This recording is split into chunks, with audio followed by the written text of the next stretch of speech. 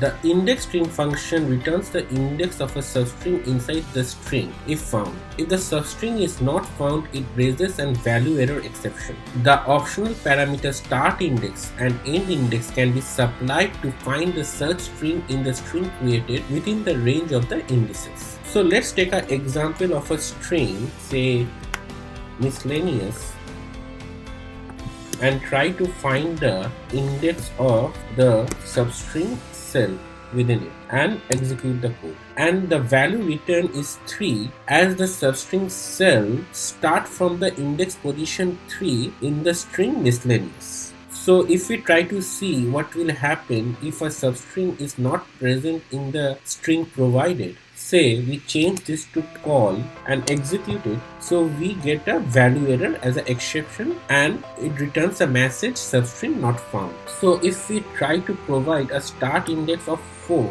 and change the substring as cell and execute the code, it will again return a value error exception as the cell substring is not available in this part of the string which start from the index 4. If we change the start index to 3, which is also the start index of the argument provided, that is the substring cell, and execute this code, it will return the index again as 3 as cell is starting from index position 3. So if we change the start index to 1 and end index to 7 and execute the code, it will again return the index position of the substring cell as 3 because the cell string start from the index 3 and extends to 4, 5, 6, and as we have provided the upper bound as 7, it will not include the index 7, so it will take till this L, the index position 6. To check that, if we change the end index as 6 and execute this, we get a value error because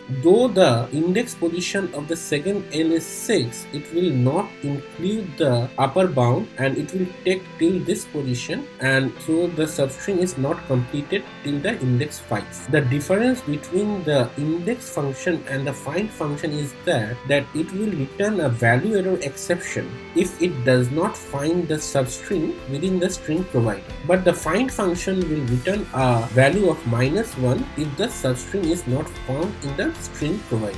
So this is the utility of the index function. Thanks all for watching this video till the end.